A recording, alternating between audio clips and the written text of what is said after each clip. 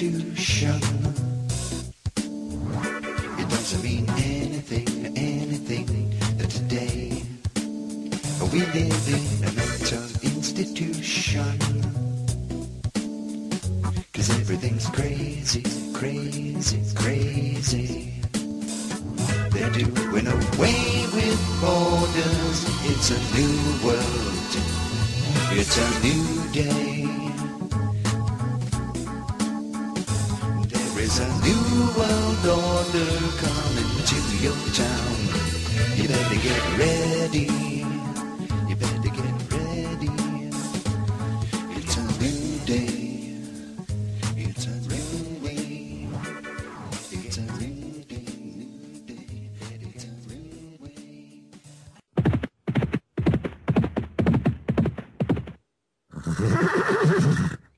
Hey there, boys and girls. I'm Wild Bill, and I just rode into town. Look out, all you bad guys out there.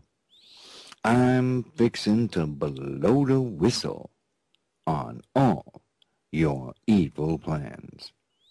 Yes, it is Saturday night, and you are not going to believe what I got for you right here on Revolution Radio.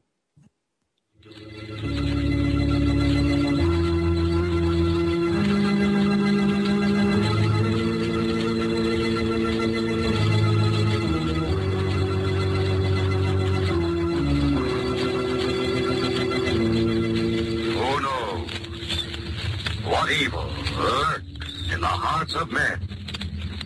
The shadow knows.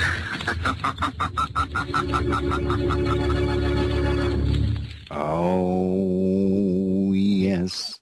Welcome to the Samsel Report. I'm coming to you live from my personal isolation tank right here in St. Louis, Missouri.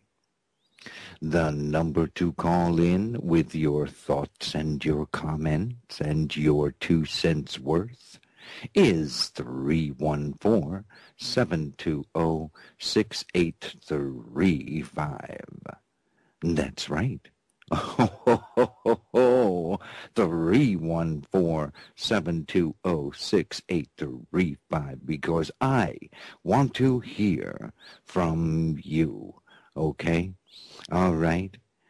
Hello, everybody out there in Radio Land. And hello, everybody in the chat room. Hello, America. Oh, yes. Oh, man. I tell you what, let's get this here show on the road. Ladies and gentlemen, our government is a cesspool of corruption.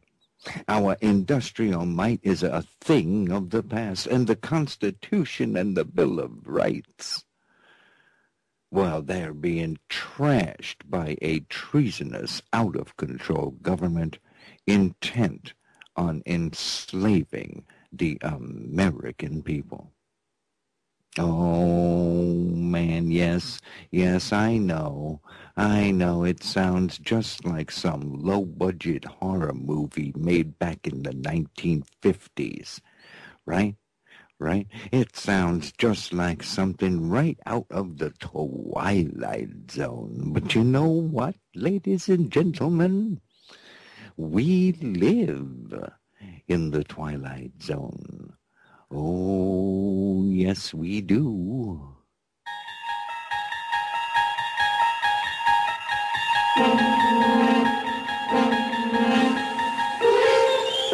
You're traveling through another dimension.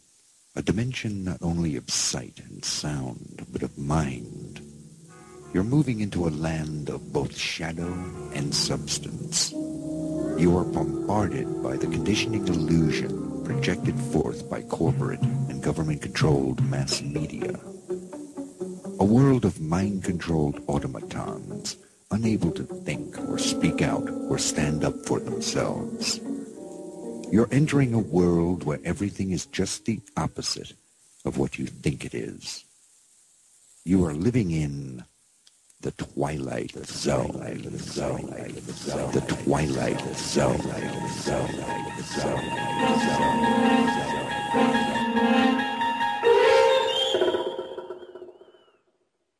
Man, oh man, everything is peachy dandy.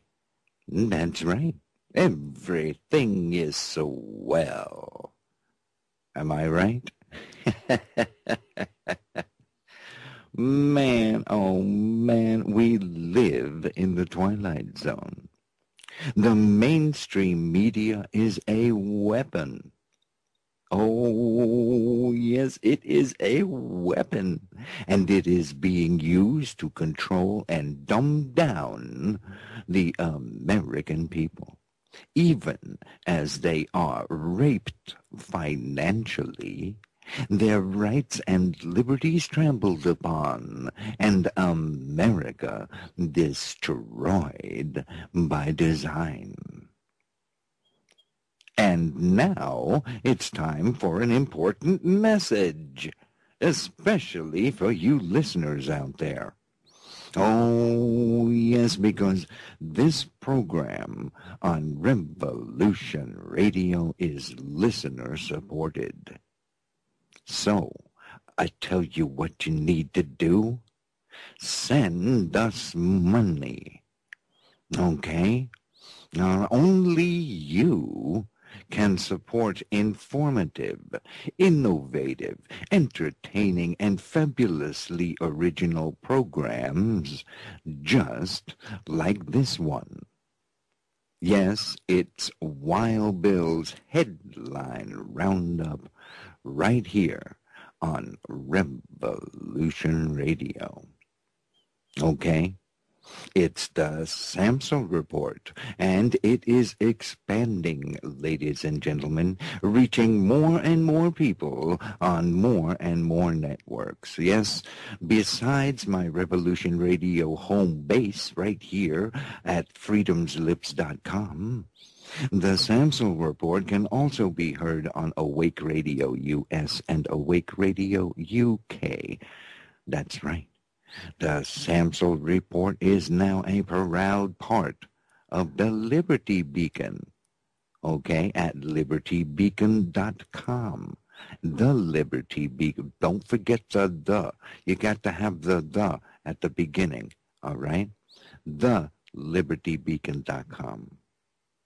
And there you have it. So there's more to come. So look out, New World Order, because Wild Bill is coming to get you.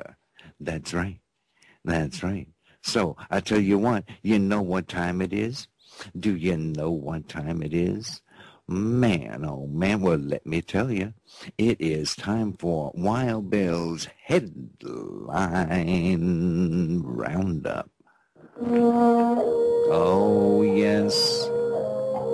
Yes, indeedy do. I tell you what, it's time to hit the trail and go gather us up a whole bunch of them there headline critters. Oh, man.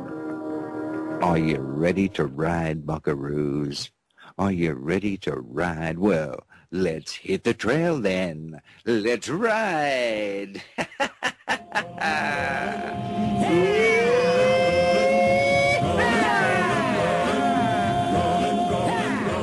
Hi-ho, sweetheart.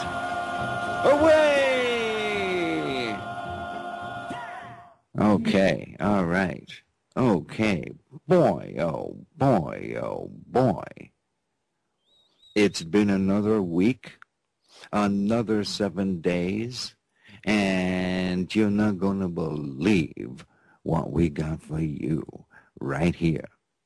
Our first headline. The Supreme Court defends the wealthy's right to own government.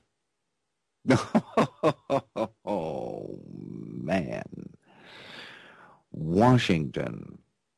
This comes out of Washington. By a 5-4 decision, the United States Supreme Court today defended the right of the wealthiest Americans to own the United States government. That's right. Oh, yes. Writing for the majority, Chief Justice John Roberts summarized the rationale behind the court's decision. He said, "In recent years, this court has done its level best to remove any barriers preventing the wealthiest in our nation from owning our government outright. And while the few barriers that remained were flimsy at best, it was high time that they be shredded as well."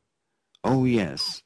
Oh, yes, that's what Chief Justice John Roberts had to say. Those were his words. Citing the United States Constitution, Justice Roberts wrote, "Our founding fathers created the most magnificent democracy in human history. Now, thanks to this decision, the dream of owning that democracy is a reality." Oh, man, I don't make this stuff up. This is what the guy said. I'm telling you. I tell you what, though, it just depends on how much money you got. See, that's the thing about having money. Right? You can buy the government. If you buy it, you can do whatever you want with it, right? Like if you bought a car, okay, you paid for it, right?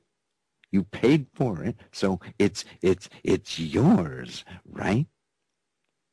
If you want to take and soup it up and drag race with it, right, you can do that, okay, because it's your car, all right? If you want to take paint remover and smear it all over the car and then let your dog and cat claw up the interior and piss all over the back seat, then, well, you could do that too, right? Right? Am I right? See, the people that have that kind of money have bought the whole entire country, okay? And they're letting the dog piss and crap all over the back seat, right? Am I right? They're putting their cigarettes out on the dashboard. Oh, yes. Oh, yes. They are deliberately smashing into potholes. Oh, yes. They're throwing all the trash on the floor. That's right. They are trashing out the Cadillac. Okay? Right? They are tearing it to pieces. All right? You know what that means? Do you know what that means? It's your Cadillac. It's our Cadillac. See? It's our Cadillac that they're trashing out. See? We all live in that Cadillac. That's right. I tell you, we paid for that Cadillac. Oh, yes. Oh, yes. But you know what? You know what? Pretty soon, that car is gonna look like shit. Oh, yes. And that car ain't gonna run no more. No. Mm-mm. And all the pieces of that there car will be sold off and be gone from it, see? And it's just going to wind up, it's just going to wind up being an old, wore-out hulk. See? That's what's going to happen. All right? Because it's your car. Don't forget that now. So how do you like them apples? Huh? What do you think of them apples? You put that in your pipe and smoke it. Huh? Huh? We stick them in the corral, okay? All right? Get on in there.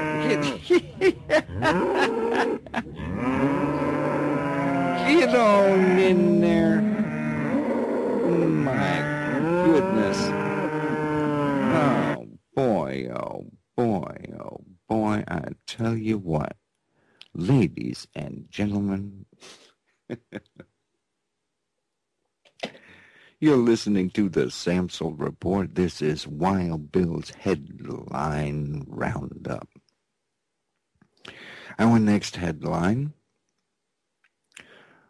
Australian man marries a Labrador Retriever. Okay. I know, yes, you heard right. Oh, yes. Joseph Guiso has surprised his family and his friends when he decided to tie the knot with his best friend, a 5-year-old Labrador Retriever. Oh, you ain't heard nothing yet.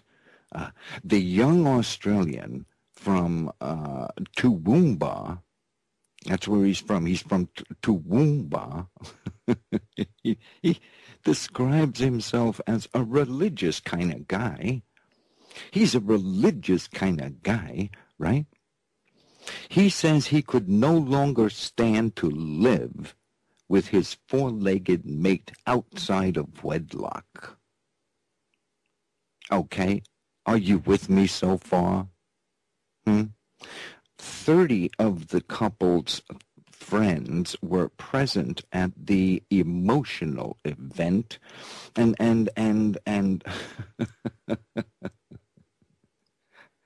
some of, after reading his touching vow, you're my best friend and you make every part of my day better. That's what Joseph Guiso said as he sealed the deal with a kiss right on Honey's wet snout. That's right. Guiso, give Honey, that's the dog's name is Honey. Give Honey a great big kiss right on the schnazola. That's right.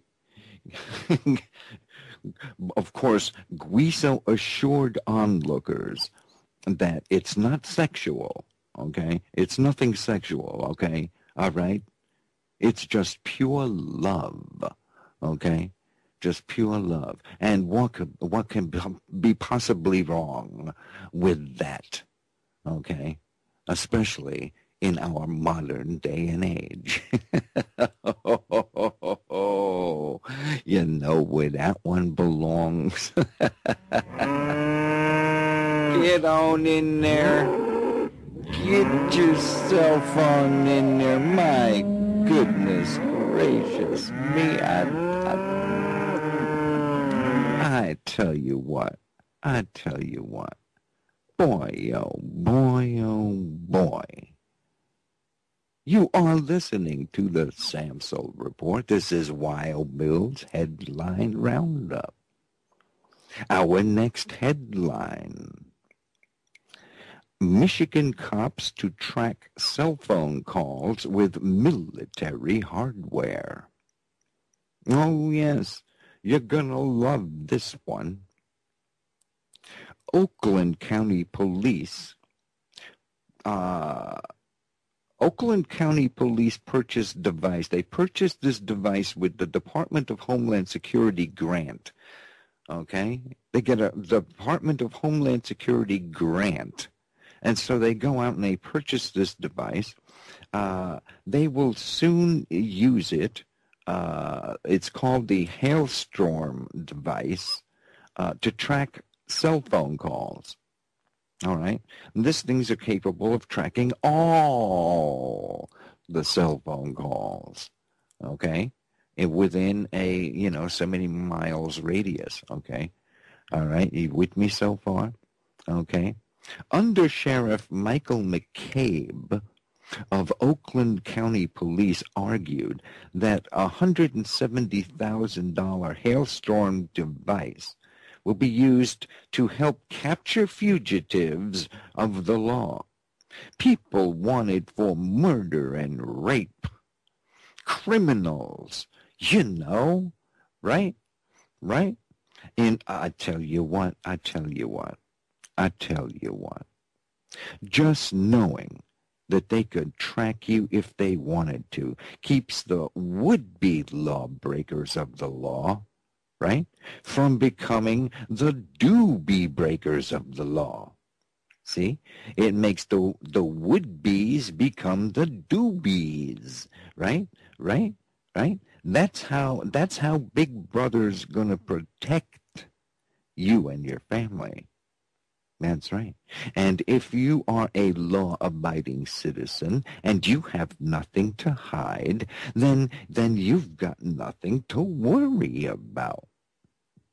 You just go about your business and obey all orders, and everything will be just fine. Right? They will take care of everything for you. Yes, indeed. So, there you go. There you have it. There you go. What do you think of that one? What do you want to do with that one? What do you want to do? I'll tell you what we'll do with that one. Take that one. There you go. That's where that one belongs. Right in there. Get on in there. My goodness. Boy, oh boy, oh boy. You are listening to the Samsel Report. This is Wild Bill's Headline Roundup. What was that, sweetheart? What did you say, darling? Did you say what was it? Oh, okay, all right. Okay. Well, it's time for it's time for me to play this little clip for you. All right? Okay, here we go.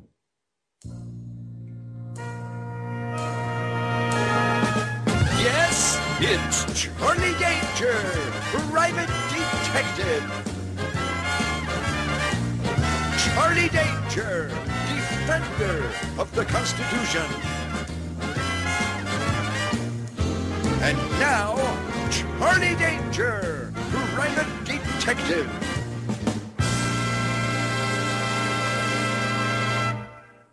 Get this and get it straight. Crime is a sucker's road, and those who travel it today are more cunning, traitorous, and evil than ever. They got big wallets and big ideas and big plans, and they don't like anything or anyone that gets in their way. I ought to know. I'm Charlie Danger.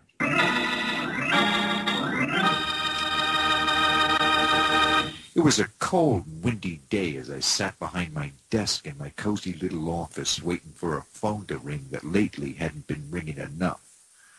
I sat staring blankly at the wall, listening to the sultry sound of the sax player down the hall practicing for his next weekend's gig. I was trying to decide if I should get up and fix myself yet another drink. Suddenly the door burst open, and a beautiful blonde bombshell in a fancy evening dress that fit just right in just the right places strolled into the room. She stood there in her spiked heels looking utterly gorgeous and at the same time a little bit dangerous. I say dangerous because in her pretty little hand was a great big .38 caliber snub-nosed Smith & Wesson, and the business end was pointing right at my ticker.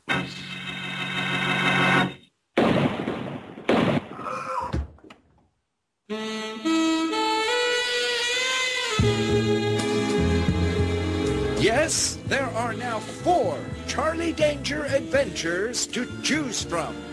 Go to hiddenmysteries.com. That's hiddenmysteries.com. That's right. You can go to hiddenmysteries.com and check out the Charlie Danger Private Detective books. There's 4 of them, and you can have your choice, okay? And there you go. Later on in the show, we're going to have episode 6 of Charlie Danger Private Detective. That's right. That's right. So you're going to want to... Oh, yes. Oh, we know that you love Charlie Danger. We already know. I know, but we're going to have to wait till later now. Okay. All right. She can be so, demanding and insistent at times, I don't know. Okay. All right. Let us continue with the headline roundup. Our next headline. Cop pulls gun on 5th graders building a tree fort. Oh, yes, you heard right. Police in Georgia forced a group of 5th graders to the ground at gunpoint. That's right, as they attempted to build a tree fort in their own neighborhood. Oh, man, I tell you, look out. Police arrived on the scene to find 11-year-old Omari Grant, that's his name, 11-year-old Omari Grant, and his friends were playing in a small patch of trees. That's right. One police officer reportedly drew his firearm and forced the boys to the ground. As the children lay face down on the ground, the officer allegedly screamed profanities as he forced them to spread their arms and legs. Oh, man, after the children were searched, they were released. Despite an official investigation, both officers remain on duty. That's right. Oh, yes. Well, you can't be too careful when you got a bunch of kids attempting to construct a tree fort. Okay? You have to take command of the situation. The first thing you do is you gotta get them out of the tree. Now, pointing your weapon and screaming at them is a surefire way to expedite that. Okay? Then you gotta get them face down on the ground. Okay? Get them face down on the ground immediately and either spread eagle them or cuff them.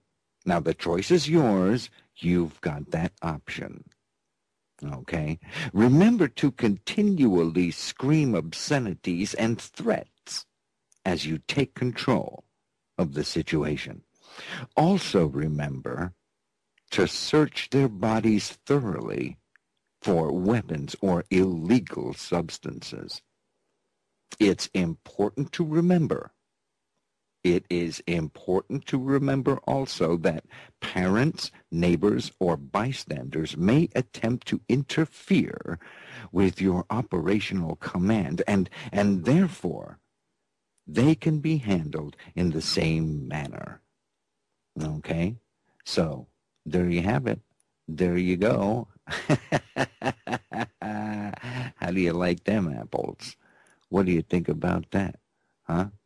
What do you think? We should take that and flush it down the old commode, because that's where that belongs. That's where that one belongs. I'll tell you what. That's what they're doing out there.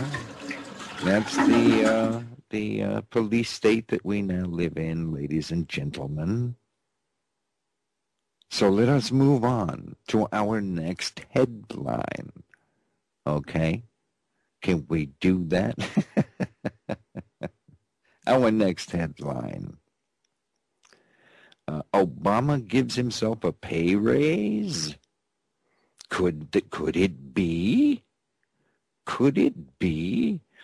As of 2001, the compensation paid to the President of the United States, as established by Congress, includes $400,000 annual salary, okay, as well as a $50,000 annual expense account, okay, all right, $100,000 non-taxable travel account, and $19,000 for entertainment. Okay? All right, now I tell you what, I could live on that kind of money. Huh? Couldn't you? Huh? What do you think? Huh? What more could you ask for? Huh? Huh? Friday, a House press release was inadvertently distributed to news organizations announcing that President Barack Obama had signed an executive order giving himself a pay raise to $500,000 annually. Okay? Get yourself an extra $100,000 in there. That's a pretty good size raise, huh? Huh? White House staff failed to squash the story. Okay? So it got out. All right? Now, the White House claims the item was intended as a fictional spoof. Okay? It was merely a bit of political humor. All right? We were just kidding. We weren't serious. We were just making funny, right? It was never intended to be taken seriously. Okay? All right? That's what they claim. But, hey, you know, that's a pretty good salary, don't you think? What do you think? I tell you what, let's put that one out of its misery, okay? Can we do that? There you go.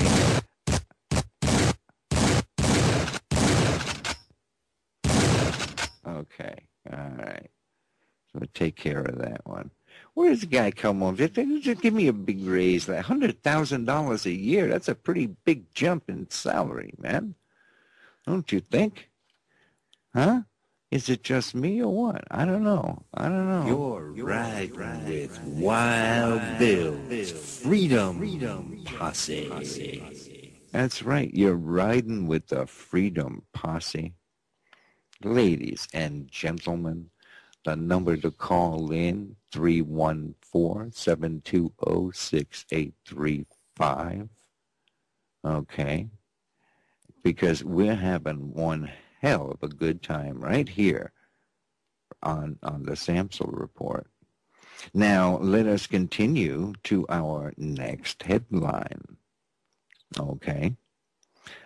Obama administration will now begin regulating cow flatulence.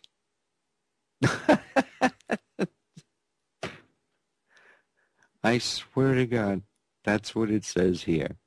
They are going to regulate cow flatulence.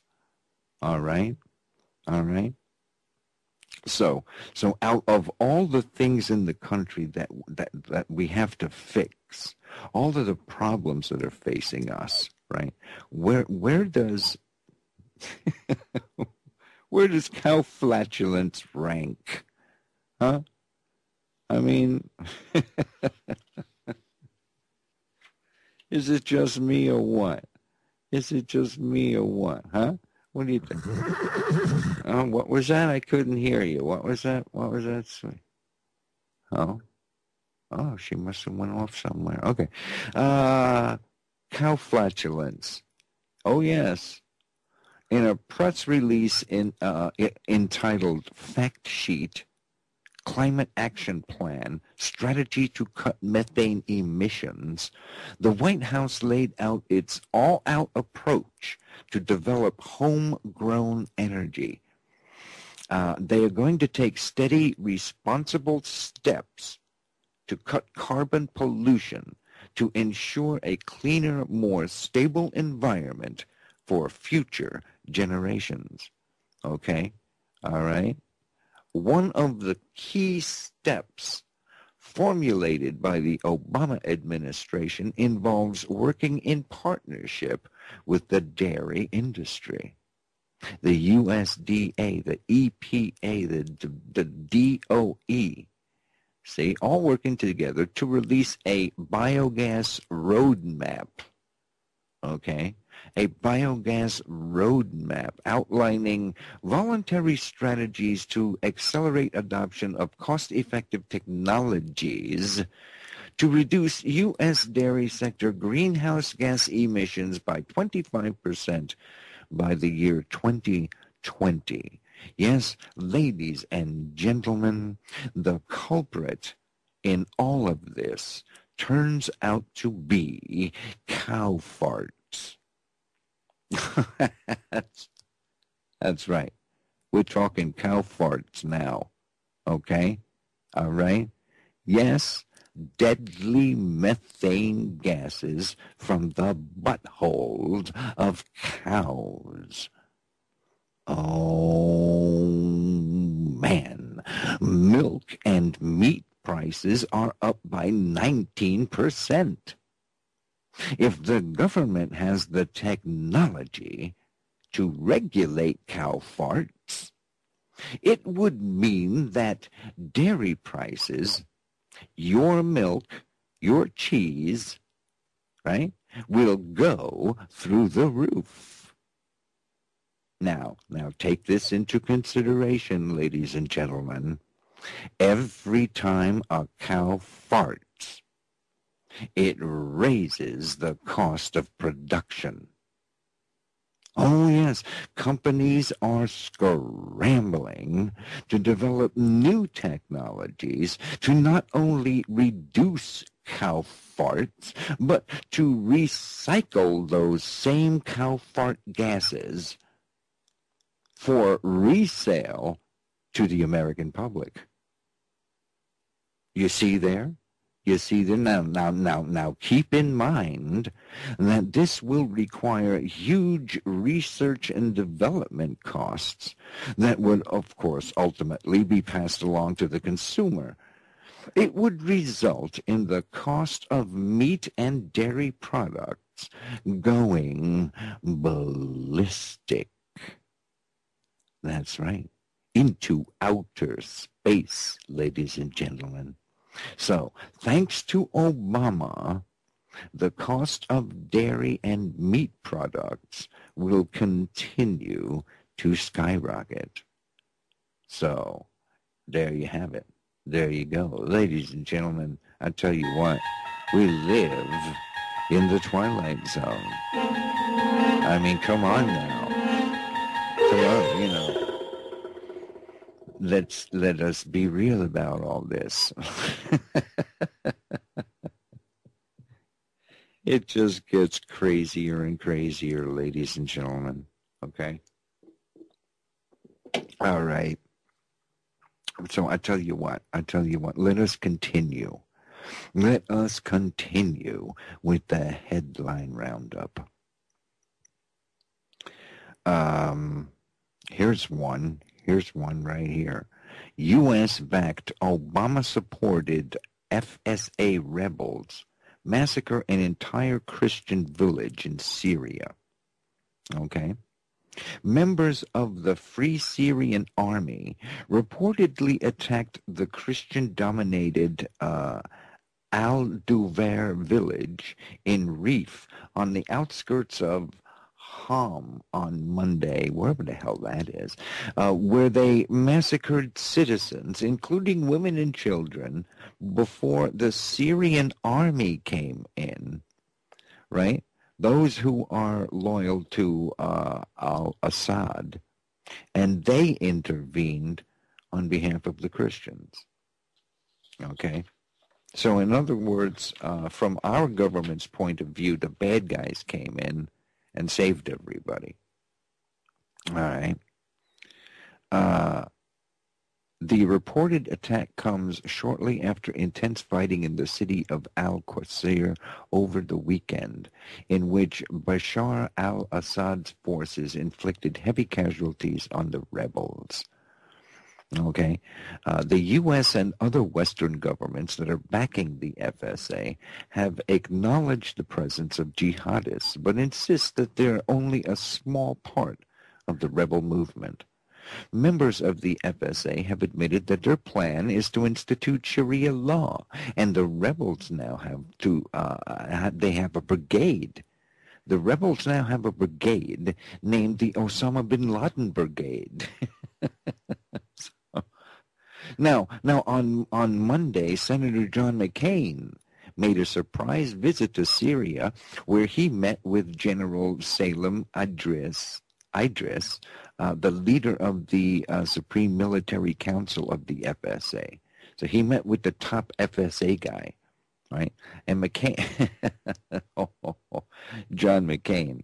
That's right. I said John McCain. John McCain. Okay? He also called for arming the rebels as well as direct U.S. military intervention in the war. So we should send our troops over there too, right, according to John McCain. John McCain. You know what we should do with John McCain? I would like to visit with John McCain right in there. There you go, John McCain. John McCain, there you are. There you go. You gone, John McCain. So the U.S.-backed Syrian rebels doing their thing over there, wiping out Christian villages. You know, everything's turned around backwards, upside down, inside out. Or is it just me? Could it be just me? Am I losing it here, ladies and gentlemen? I mean, boy, oh boy, oh boy. All right. Okay. Well, all right. We have a few minutes here. So our next headline. Let's check out the next headline. Okay. Here we go. Now, you might find this interesting. Okay. Should black people be embarrassed by Barack Obama? That is the question. Should the black folks out there be embarrassed by Barack Obama? That's a good question. Should we be embarrassed by Barry Soetoro? If I say yes, does that mean I'm a racist? He is an embarrassment. Am I right? Huh? He's a consummate liar, right? Everything he says is a lie, right? That's all he does, right? This guy is so full of crap, it's coming out of his ears. That's right. He opens his mouth, crap comes out. That's right.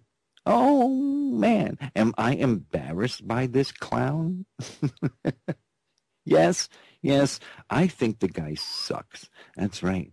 And if you think this guy sucks, well, wait till they give us Hillary. Oh, man, look out, because that's what's coming. That's what's coming.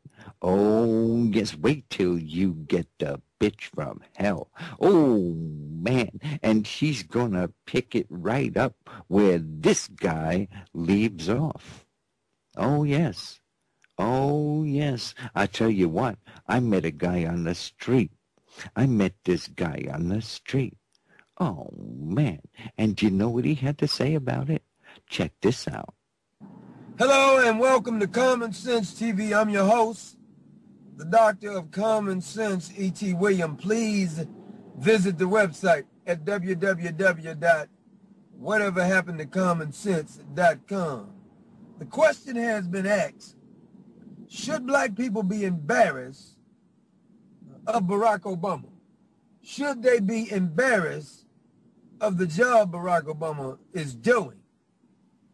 I always find this quite insulting and laughable, to be honest with you. Hell no, I shouldn't be embarrassed because Barack Obama is the president. I didn't vote for the SOB.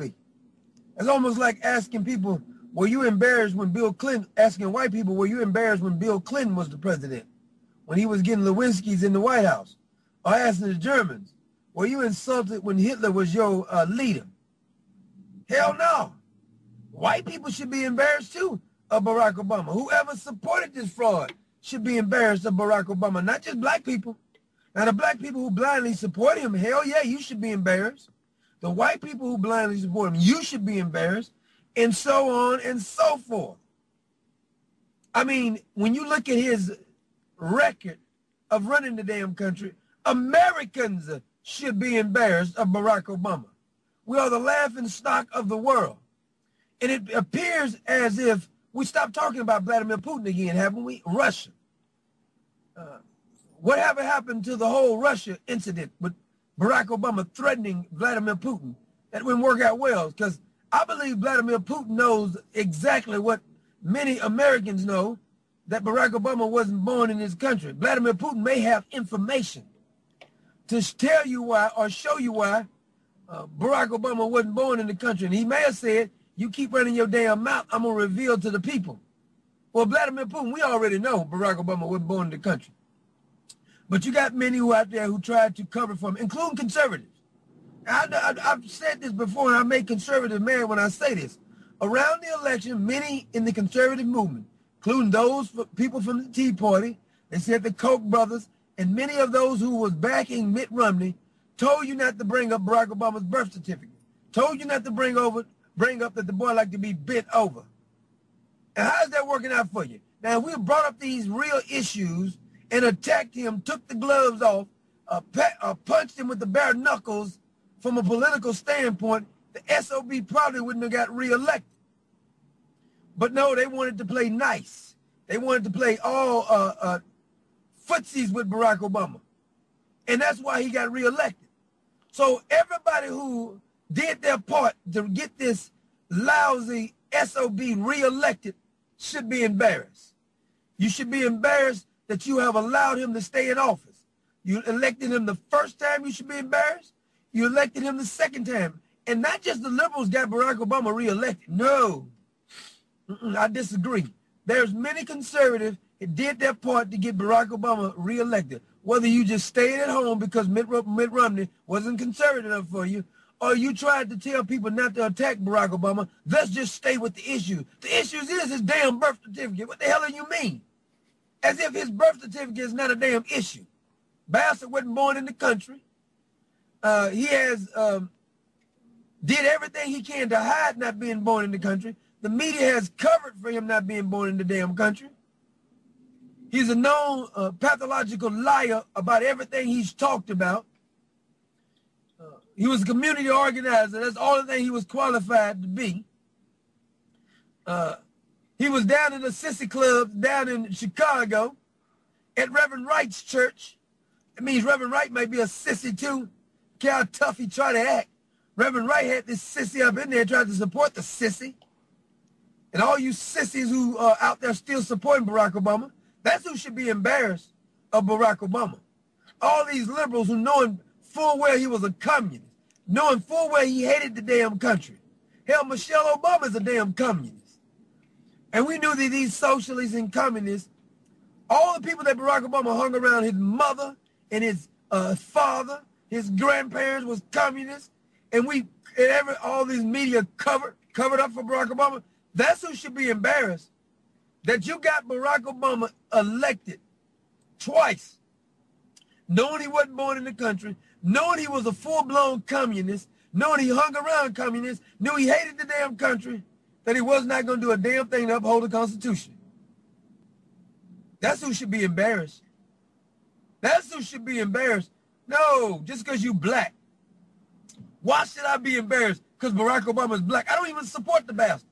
Matter of fact, I'm one of his worst critics. Why in the hell should I be embarrassed of Barack Obama. I never supported Barack Obama. Never. Nor would I ever support this fraud. Whoever supported Barack Obama, any American who supported Barack Obama should be embarrassed that the SOB is the president, because he is literally destroying the damn country. Now Obamacare, we just saw it pass. Everybody knows Obamacare is a damn joke. Everybody knows nobody wants it. Everybody knows it's going to help bankrupt the system. Everybody knows it's worse than the other health care that we have, but they're still out there pushing it. They still won't attack Barack Obama because somebody may call you a racist. Somebody may say you're unloving. Somebody may say you're intolerant.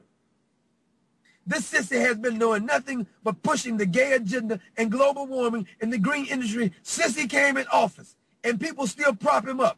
Everybody who still prop this fraud up, that's who should be embarrassed of Barack Obama, not just because you happen to be black. You don't even support the SOB. So why should you be embarrassed to be because you're black and he's black? Bastard ain't even really black. It's absolutely obscene. That's right. It's absolutely obscene.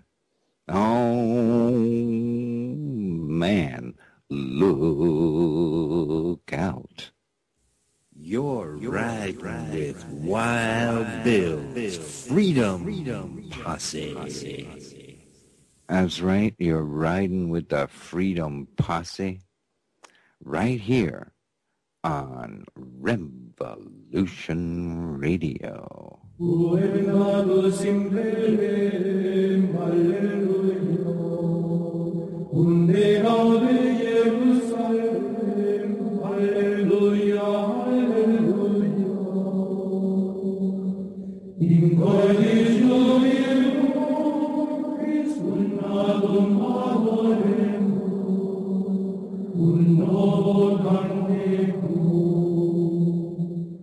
That's right. So put that in your pipe and smoke it. Why? Because we live in the Twilight Zone. That's right. Oh, yes. Wake up. Wake up. Wake up and find yourself in the Twilight Zone. That's right. That's right. Man, oh man, I tell you, sometimes this stuff just starts getting to you. You know what I mean? You know what I'm saying? That's right. That's right. It just gets to her, too. It gets to Sweetheart. That's right. She gets up all upset sometimes, you know? And it's terrible. It's terrible. But you know, we live in the Twilight Zone, and it's just going to get worse and worse and worse and worse and worse and worse and worse and worse and worse. Get the picture? You got it? You know what I'm saying? Huh? Okay. All right. I tell you what, though. You're listening to the Samsel Report right here on Revolution Radio. This is Wild Bill's Headline Roundup. We got lots more coming for you in the second hour. You know that, don't you? You know that, don't you? Well, in the second hour, we've got more headlines. Oh, yes. And in the second hour, we have Charlie Danger, Private Detective, the latest episode. And I think it's going to blow your mind. Oh, yes. So you want to stick around for all that, right? But right now, you know, I'm getting this psychic vibration, this knowingness. It's like a knowingness that the great light of the universe is shining down upon my crown chakra right now, and suddenly I'm filled with light, and I can feel, I can sense, I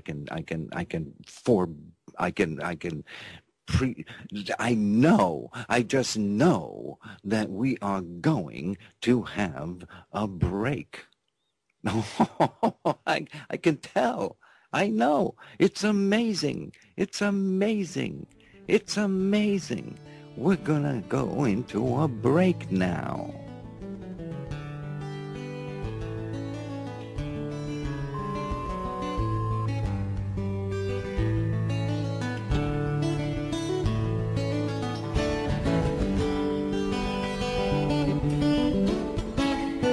Listen to Revolution Radio at freedomslips.com, and we'll be right back after this message.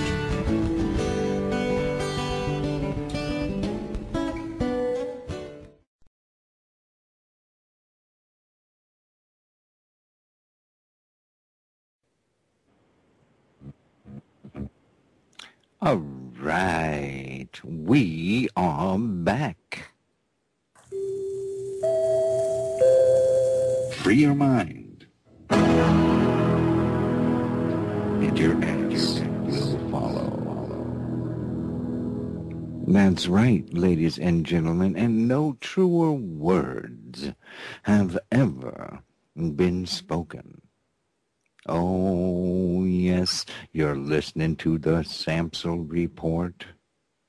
This is Wild Bill's Headline Roundup. You're riding with Wild Bill's Freedom Posse.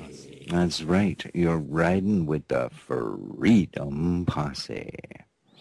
And now we continue on with our headline roundup. Okay, are you ready for this? 1%er convicted of raping child dodges jail.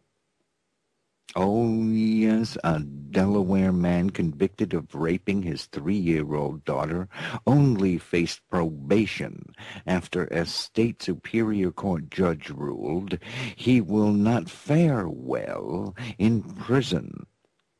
Oh, no, he will not fare well in prison. Richards, who was charged with fourth-degree rape in 2009, is an unemployed heir, living off his trust fund. That's right. According to the lawsuit filed by Richard's ex-wife, he admitted to assaulting his infant son in addition to his daughter between 2005 and 2007. Richards hired one of the state's top law firms.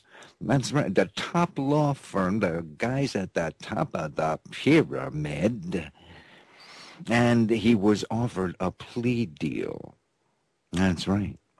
Delaware public defender Brendan J. O'Neill told the News Journal that the light sentence for a member of the 1%, right, raised questions about how a person of great wealth may be treated differently in the system. Okay? Duh. Right? Duh. Man, oh man. Stick that one on in there. Get on in there. Go. Get on. I don't have time for that. No. We got other things we got. Get on in there. My goodness, I tell you what, we got other things to worry about. We have other things to worry about, like North Carolina Department of Transportation. Well, the Transportation Board is to hear of a proposal to tax people by the mile that they drive, by the miles that they drive. Okay? North Carolina's Department of Transportation Board members will hear a presentation Wednesday on a proposal to tax people based on the number of miles they drive. Currently, North Carolina drivers pay one of the highest tax rates in the country at just over 37 cents per gallon at the pump. Okay? All right?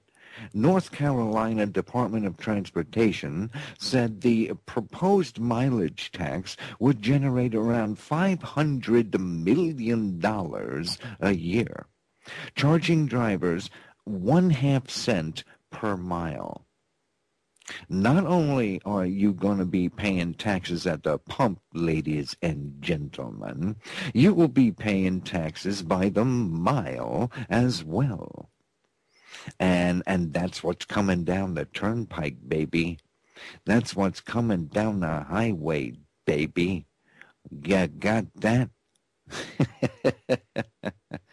Man, oh man, oh man. They're just a big old bunch of hogs looking to tax new ways to tax people and take all them. Man, get yourself on in there, you big fat old waddling old big old ugly old thing on in there. Get on in there, my God. I tell you what. Okay, let us continue on with the headline roundup. Okay, are you ready for this? It's time now for police state news. Okay, are you ready for this? St. Louis police captured on video fiercely beating a mentally disabled man. Oh, yes. A stomach-turning video was released of two police officers waylaying a mentally ill man during an arrest in St. Louis. Right here in St. Louis. That's right. The St. Louis Metropolitan Police Department is investigating the incident in which two police officers were seen on videotape punching and striking a man. That's right, the man, Mario Crump, that's right, Mario Crump was reported to have a history of mental illness. Oh yes, Crump's family had called police for assistance because he was acting erratically. That's right. Now, how do you act erratically? What is the definition of that? How do you have to be acting in order to be acting erratically? See? Well, according to News 5, the people who know Mr. Crump said there is no way that he could have possibly deserved that beating. Okay? But they beat the guy up. They pulverized the guy. They gave him the works. That's right. They gave it to him. They let him have it, okay? My God. Boy, oh boy, is it just me, ladies and gentlemen, or do we live in the Twilight Zone? I mean, come on. Come on. Is it me or what? Huh? Anyway, this is part of the new police state that we're going to be living in here pretty soon. Okay, so get used to this stuff. All right? Here's another one. Woman dies as deputy writes a ticket. Okay? All right, here's some more police state stuff for you here. Deputy McCaw McNinch pulled over Wayne Abels after 2 a.m. in the morning as he raced his infirmed mother to the hospital, just a mile away from the hospital. Okay? All right? The guy was racing to get his mother to the hospital. All right? And the deputy, Micah McNinch, pulled him over. McNinch pulled him over for expired tags. That's right. And he kept them there. While an ambulance and a fire truck were summoned. All right? So the cop called in for an ambulance and a fire truck. Okay. Abel says he told McNinch his mother was in the back seat suffering from severe breathing difficulties. See, she was having seizures back there in the back seat. All right. But 11 minutes goes by before the emergency vehicles arrived. The driver, right? The driver, his son, had pleaded with the officer to escort them to the hospital, which was like a mile away. But McNinch was given one of the harshest penalties that police face when their negligence leads to the death of another. All right? So, in other words, what they did was they gave him a day off without pay. All right? The day off without pay here. Okay? All right? Well, I tell you what. I don't make this stuff up. No. No, get out of here. No, Because we live in the Twilight Zone. That's right. Man, I can't believe half of this stuff. It's unbelievable. All right? So the woman died in the back seat of the car. Right? Here's another one. Marine combat veteran faces eviction over U.S. Marine Corps flag that he flies on the balcony. All right? Okay? Manuel E. Vega, a Marine Corps veteran who served 3 combat tours in Iraq, says he faces possible eviction from his apartment if he does not remove 2 flags. One of the flags is a U.S. flag. The other one's a Marine Corps flag. Okay? All right? He hanged them from his balcony. Okay? Now, the Salem-run apartment homes in Fredericksburg, Virginia, initially warned Vega about the flags. That's right. Then they said they would be willing to work something out, But Vega claims nothing has been done, and the complex has not backed down. The complex says you cannot fly flags from your balcony. Okay? All right? So this is what Vega had to say. Vega said, they told me to take the flags down per the lease agreement, right? And I respectfully told them no. Independence Day is not only on the 4th of July. Memorial Day is every day in remembrance of our fallen veterans. That's what the guy said. Those were his words. I will honor all troops past and present, and I will never cease to honor our fallen troops. That's what the guy said. Okay? All right? Well, I'll tell you what, he's still got the flags hanging there. But they're going to come and take him away. They're going to come and take him down. They're waiting for the right moment. They're waiting for when nobody is looking, and then they're going to pounce. And they'll go in there and grab those flags, and that'll be the end of that. Okay? All right? So, I'll tell you what, I didn't like that one. No, let's take that one. Let's put that one out of its misery, okay? How about that?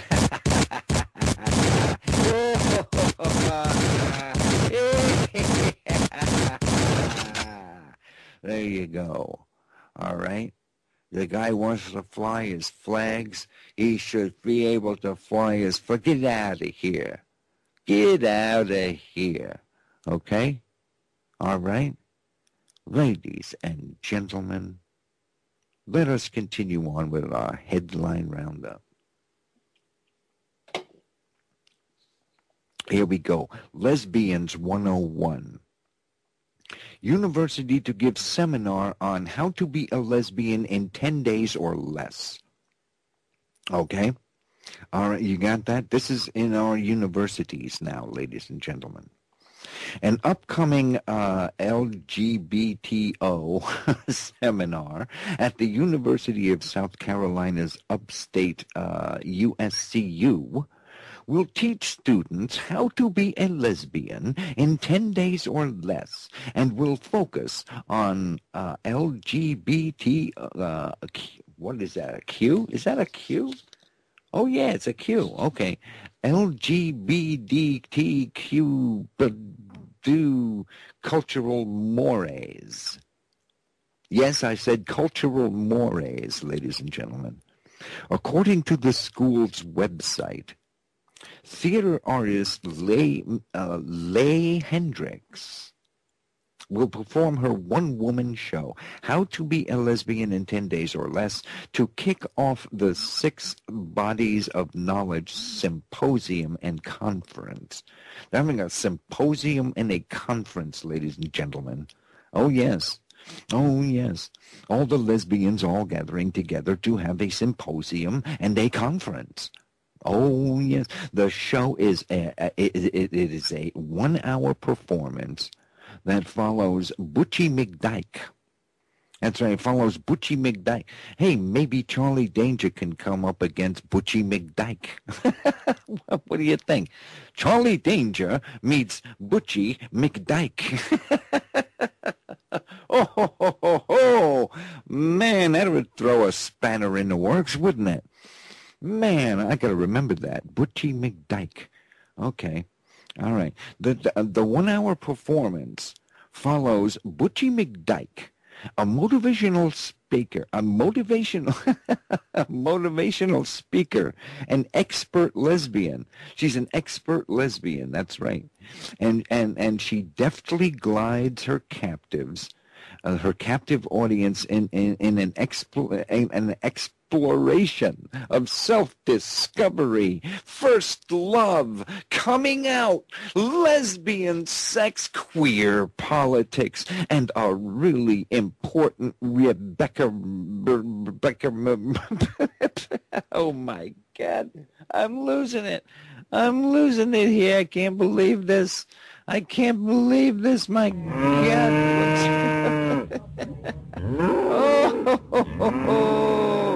Hendricks encourages her audience to shout, "I'm a big old dyke." That's right. That's what she wants you to shout out. She encourages you to shout it out during her performance. "I'm a big old dyke am I." Oh man, the whole show is actually it's part instructional seminar. It's 1 part personal story and 1 part wacky performance art. So you might want to check out Lesbians 101 University to give seminar on how to be a lesbian in 10 days or less. That's right. And if you don't like it, you can get your money back. That's right. Just send us a proof of purchase seal, and we'll send you an... Oh, man. Boy, oh, boy.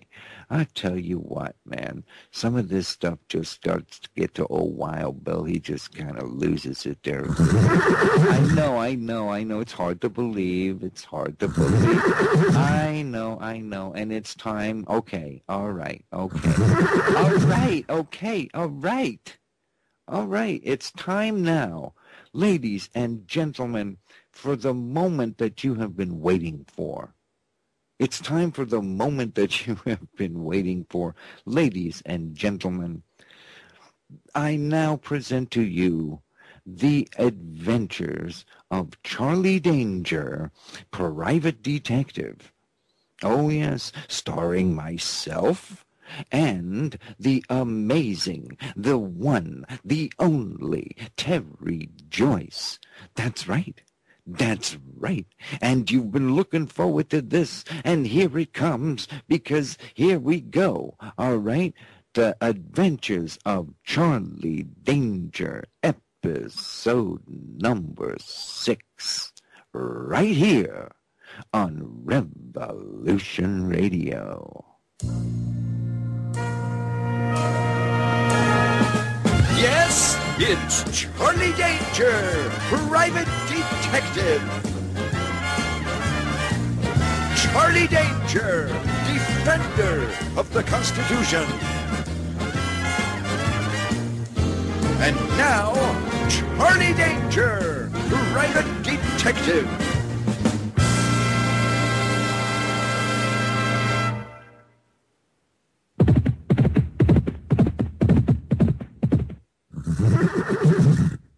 Hey there, boys and girls. I'm Wild Bill, and I just rode into town. Look out, all you bad guys out there. I'm fixing to blow the whistle on all your evil plans. On tonight's show, I'm going to be interviewing Charlie Danger, Sherlock Holmes, and Jane Cannery. Now, this is a recording of an interview I did with these guys, and the reason we did it like that was because we didn't want to be sitting here doing an interview and then have the feds come crashing in here and tearing up the place. Okay? All right? This is a recording, all you feds out there. Okay? So, are you ready for this? Are you ready for this? Okay. Here we go. They've been classified as dangerous domestic terrorists, and they've been demonized in the media. They've been chased all over the country, and so far, they've succeeded in eluding federal authorities. Okay, this is an exclusive Samsel Report interview with Charlie Danger, Sherlock Holmes, and Jane Cannery. So, I tell you what, let's just go ahead and dive right into it, okay? All right, welcome to the show, Charlie Danger. You've been blamed for the Motel 6 bombing. Is that true? Huh? Sure. Just like a guy in a cave on the other side of the world blew up the World Trade Center. It's a frame-up, pure and simple. Ooh, man. So, you're saying you had nothing to do with it? Absolutely. Boy, oh boy. Who would you say was responsible? How would I know? Maybe it's the same people who were responsible for beating up Ron Paul and dumping him off in our motel room. Boy, oh boy, oh boy.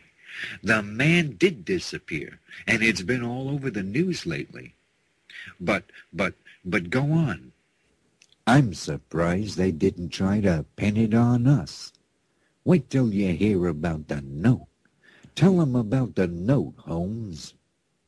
Why, certainly. You see, the reason the congressman was deposited in our room was to deliver to us a letter written on official stationery and enclosed in a White House envelope. Its contents, without going into detail, ended with threats of death should we persist in our efforts to thwart their agenda. The letter was signed by none other than the internationally renowned master criminal, Professor Mariachi. Look out. So you're saying that Mariachi or some other person or persons in the White House are responsible for abducting Ron Paul? Precisely. Oh, man. And you say you guys had absolutely nothing to do with blowing up the motel and all those soldiers and equipment? Huh? Exactly. We were all sitting across the parking lot in our Winnebago watching the whole operation. The feds were crawling around all over the place, but the rooms were vacant. The explosion took place as we were pulling out of the lot. It's quite apparent that the explosion was set and triggered intentionally to create a terrible incident that could be blamed solely on us. As to who is responsible, I cannot say as yet with certainty. Oh, man, this is incredible. And now you're being attacked and threatened and pursued for the evil crime of standing up for America. Now tell us, how did you first get involved in all of this? That was the day Jane came waltzing into the picture. That's when the bullets started flying. When the dead bodies of our founding fathers started showing up, that was something I just couldn't ignore. I didn't go looking for trouble. I got dragged into this thing. Boy, oh boy, how so? I found the bullet-riddled body of Thomas Jefferson in my office. And what do you think I found clutched in his cold, dead hand? It was the tattered remains of the Constitution of the United States of America. These people know we have it, and they'll stop at nothing to get their hands on it.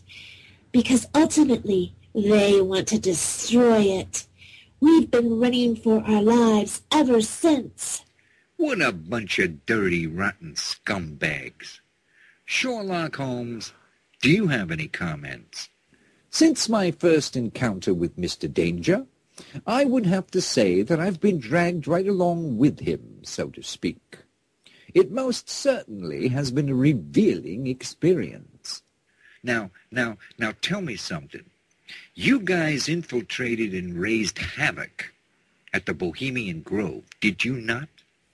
Yes, we did. It turns out the place is a stinking cesspit, albeit a high-class one, where the criminally deranged elitist perverts meet yearly to run around naked, take part in satanic rituals, and plot against the interests and well-being of every single red-blooded American citizen. Believe me, what goes on there is disgusting. Okay, all right. So what do you have to say about the lies and propaganda that they spout about you guys? Huh? They're going to do and say whatever they have to in order to deflect the blame onto someone else. That's how they operate.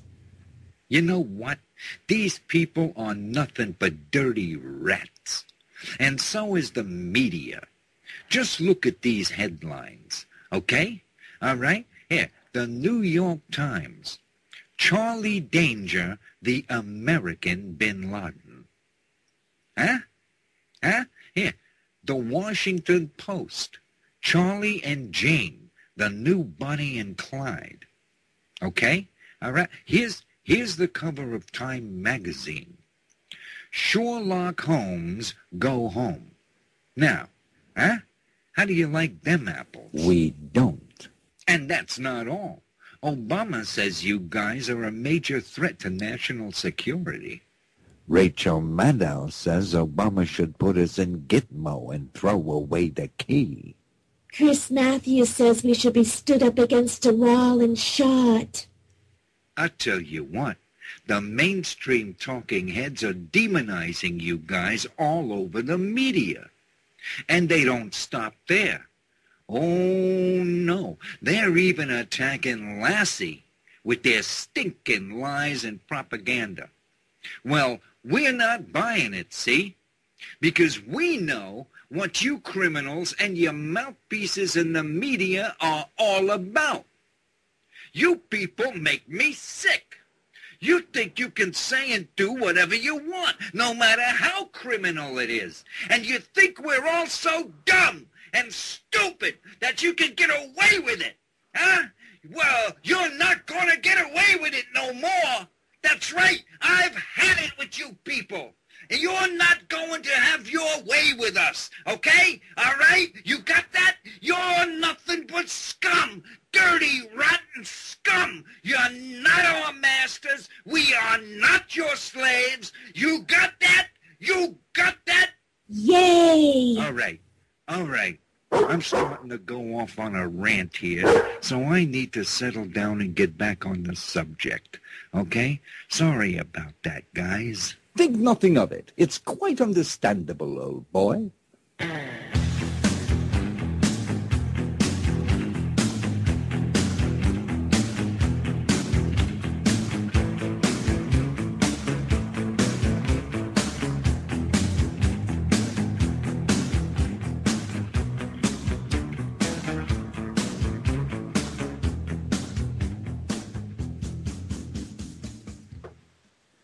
After our interview with Wild Bill, we took a cab back to the airport where Willie Fly waited with the Goonie Bird. It was all fueled up, engines running, and ready to go. Holmes and Jane and I stepped out of the cab and into the aeroplane, and within minutes we were in the air and on our way to sunny Arizona. Now hold on to your hats, 'cause I'm gonna take this opportunity to tell you a little bit about Willie Fly and the Goonie Bird. Flight Commander Willie Fly, the owner and pilot of the Goonie Bird, flew Thunderbolts in the Big One and Sabre Jets in Korea. In between, he flew flight tests at Edwards Air Force Base, and he hung around with Chuck Yeager. In the 50s and 60s, he flew for TWA. If it had wings, old Willie Fly flew it. If it had wings, old Willie Fly flew it. Old Willie flew it. Back in the 70s, a relative of his invented the mood ring, and Willie backed him financially. The mood ring came and went, but it left them both with a fortune. Later on his 40 acres out on Long Island, he collected airplanes, automobiles, and lots of other things. He would spend his time fiddling around. You see, Willie loved to tinker. In fact, he had tinkered up a number of improvements and modifications to the mechanics of the Goonie Bird. It hadn't taken him long to put two and two together and figure out our game. My Elvis impersonation had been the tip-off, so we took him into our confidence. Turned out, he knew about the New World Order and was an avid listener to Revolution Radio, as well as Awake Radio US and Awake Radio UK. The guy knew his stuff. He'd been following our alleged escapades in the alternative news networks, and he supported us 100%. We talked it over and decided to ask old Willie to be a part of the team. The old boy got all fired up and said he was ready, willing, and able to join us in our efforts. It would be much easier for us to have our own private airplane to fly around in, and it came complete with a colorful, although somewhat eccentric, chauffeur. Besides, we had plenty of dough, so we could afford it. As the Goonie Bird climbed ever higher into the sky, we all felt like we were sitting pretty. Everything had turned out swell.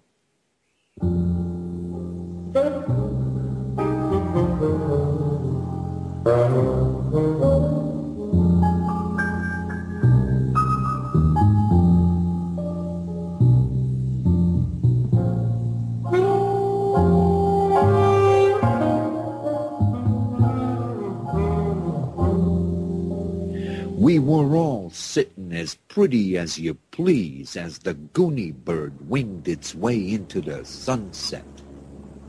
We lost the disguises and settled in to relax and take it easy and enjoy the ride. Jane and Lassie were already asleep, and I was on my way. Holmes had become infatuated with a handheld remote control. It operated a 48-inch TV monitor that retracted from the cabin ceiling. It also controlled an AM/FM shortwave unit, as well as a wireless internet connection. These were just a few of Willie Fly's most recent additions to the cabin's appointments. I was just falling asleep myself when a rock came smashing through the window next to me, and it landed on the floor. Now, how the hell did that happen? A most unusual occurrence. And look, there's a note attached to it. I picked up the rock and retrieved the note. Listen to this, Holmes. I read the mysterious note aloud.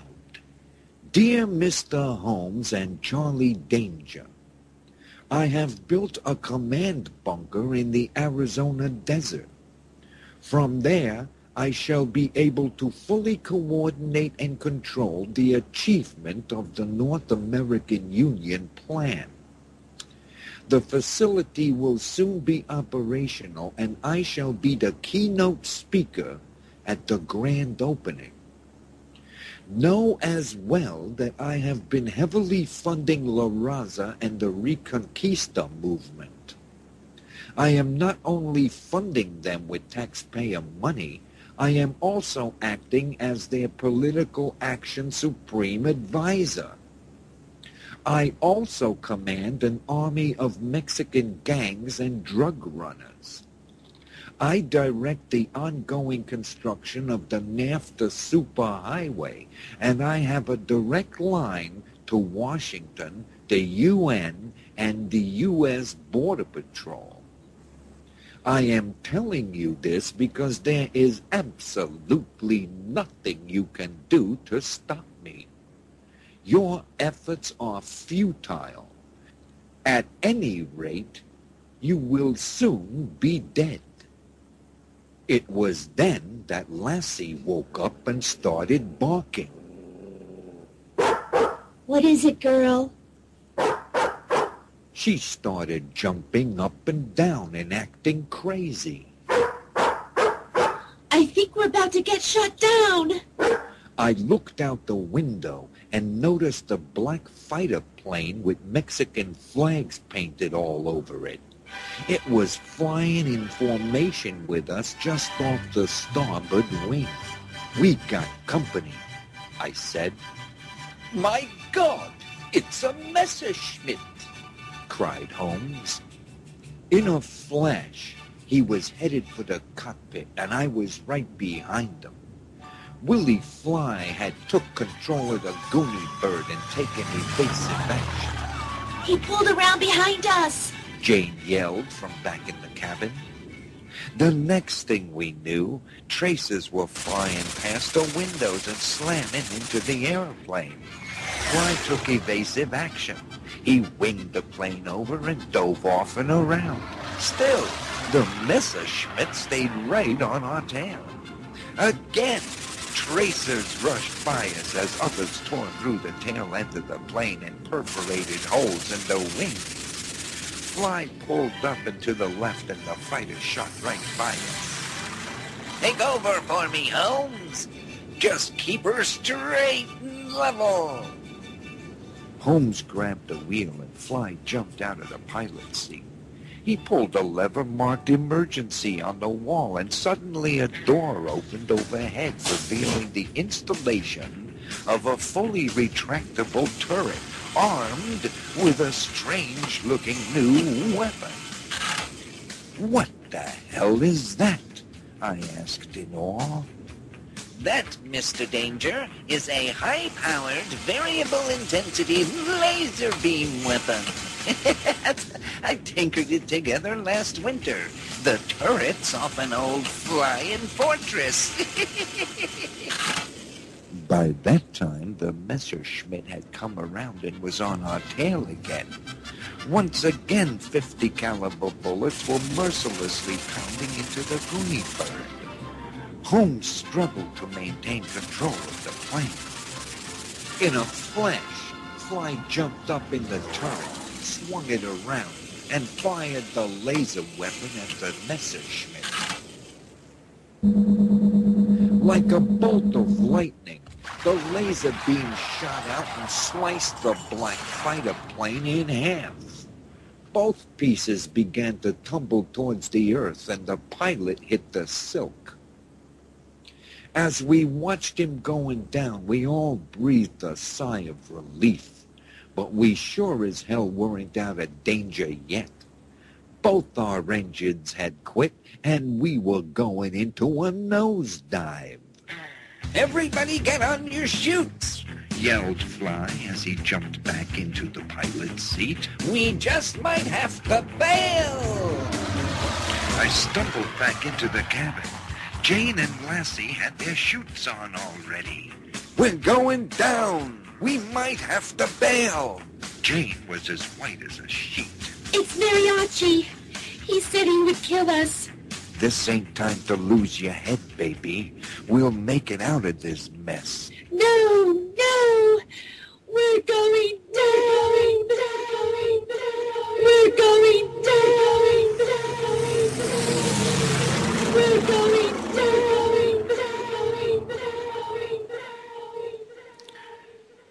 Meanwhile, Fly had pulled us out of the dive, but we were still going down. Holmes came back from the cockpit. He's going to attempt to land. Everyone take a seat and prepare yourselves for impact. He didn't have to tell us twice. There's nothing but barren desert down there. We don't have much of a choice. Hold on! The plane hit a sand dune and bounced, violently jarring us in our seats as everything loose went flying. Again we slammed into the ground as glass shattered, metal bent, and dirt and sand flew everywhere. Boom! We hit again, and then started sliding.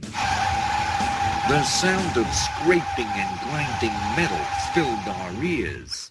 And then suddenly we came to a stop, and the silence and the stillness was deafening. Fly climbed through the cockpit door.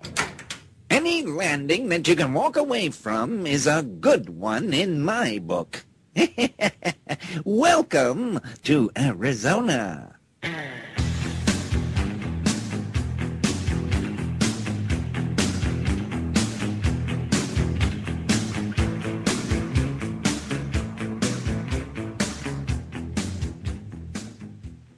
The Goonie bird had come down in the middle of a desert nowhere.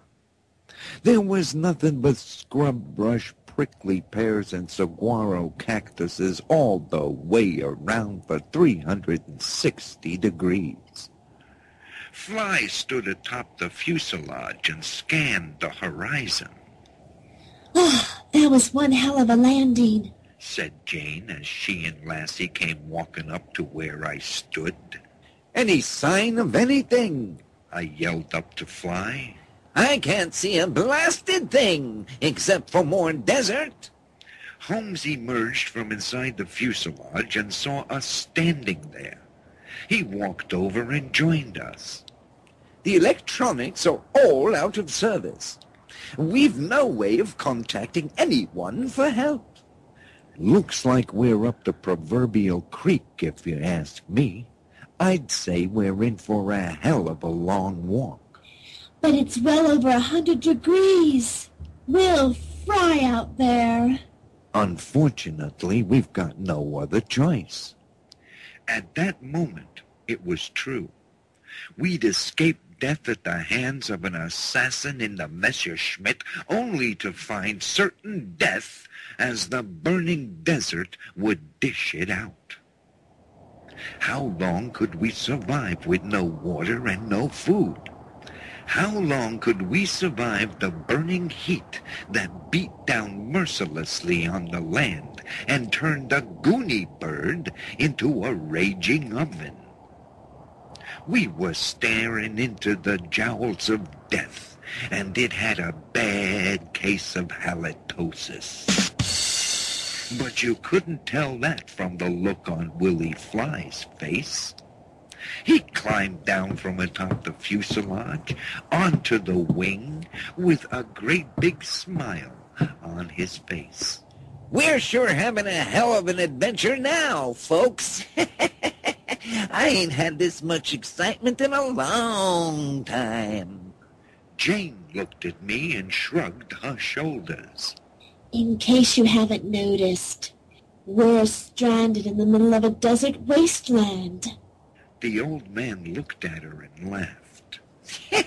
Why, sure we are. As long as you just stand there flapping your yapper.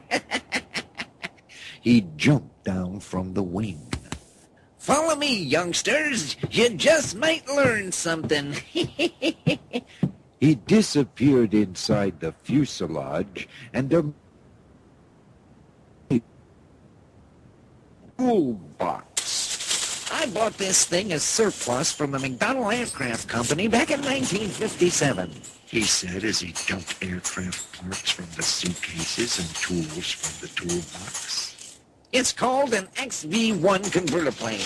No, back in 1954, they built two of them.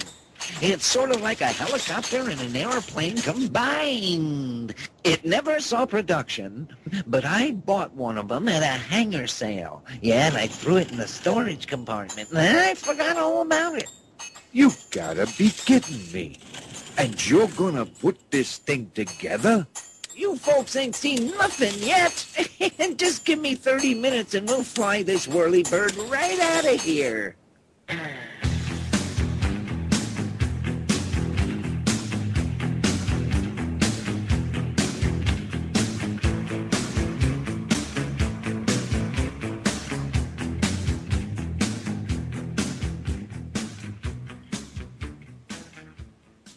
Professor Mariachi had called another meeting.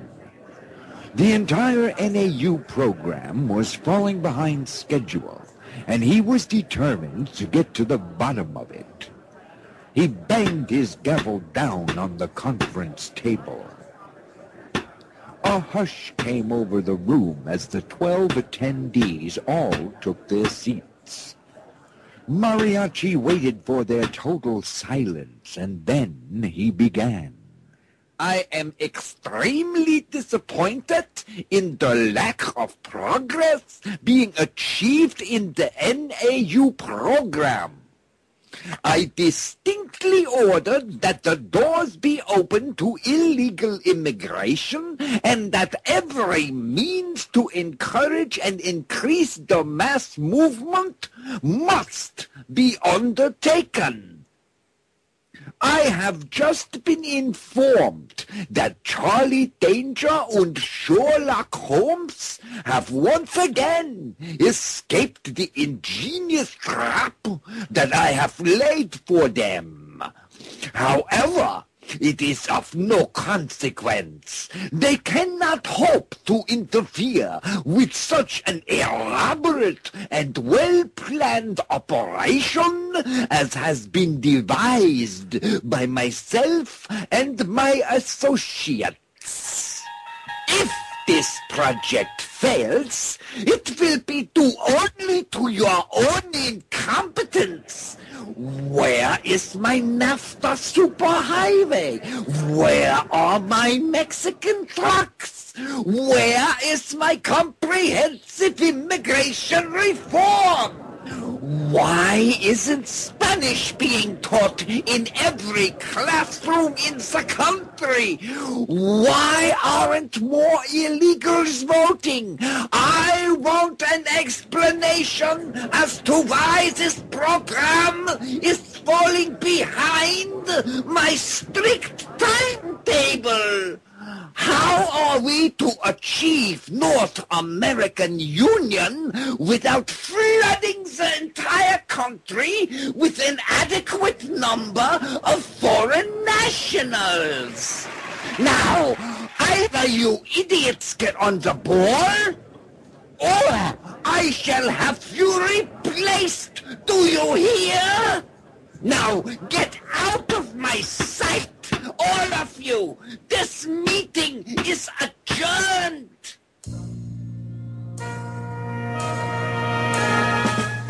Yes, you've been listening to Charlie Danger, Private Detective. Tune in next time for the next exciting episode of Charlie Danger, Private Detective.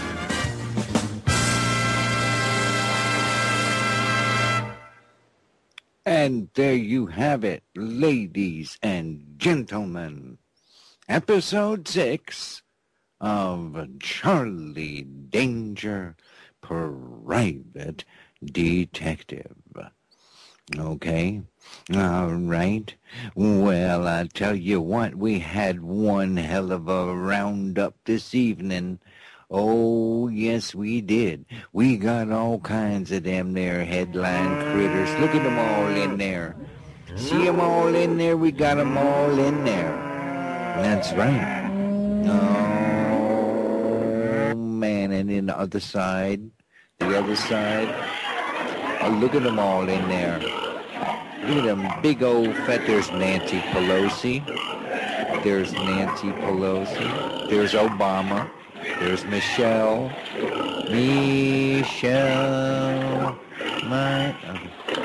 They're all over there. See them? There they are. Oh, man, I tell you what. So we did real good this evening, boys and girls. So you ought to give yourself a big round of applause for all you guys out there, because we love you guys out there. That's right. All you guys out there in Radio Land. Okay? All right? Because I tell you what. Because we live in the Twilight Zone. That's right. Oh, man. I tell you what.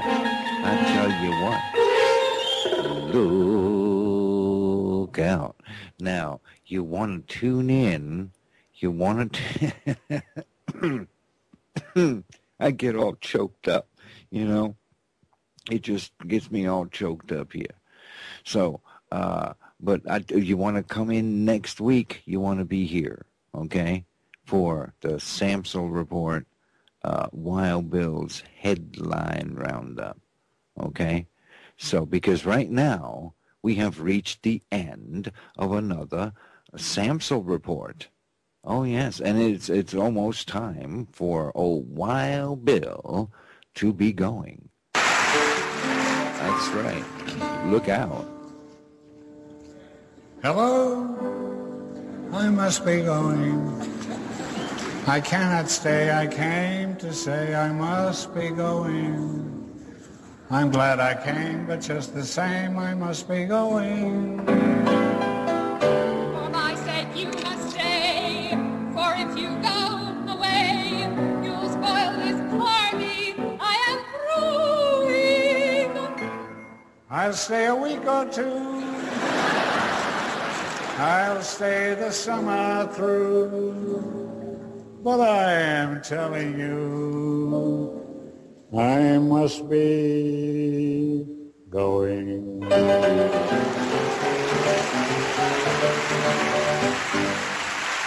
Oh, yes. Oh, yeah. All right. Man.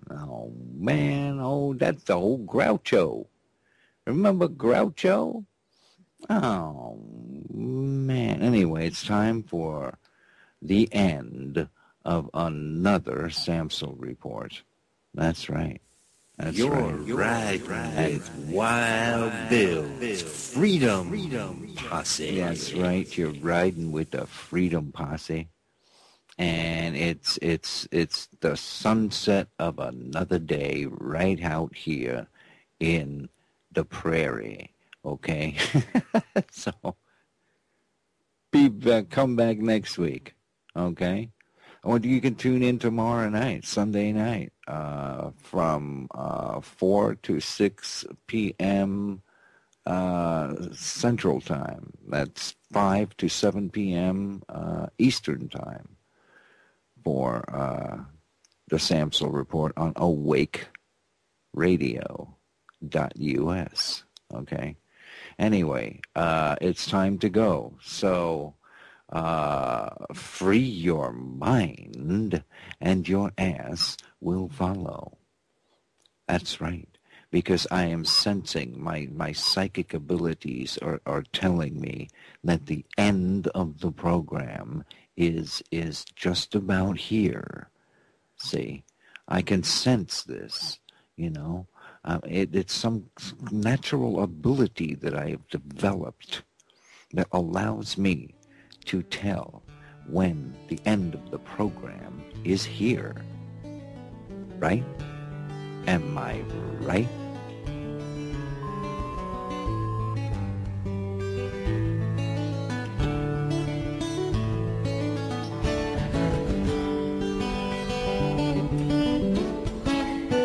Listen to Revolution Radio at freedomslips.com. We'll be right back after this message.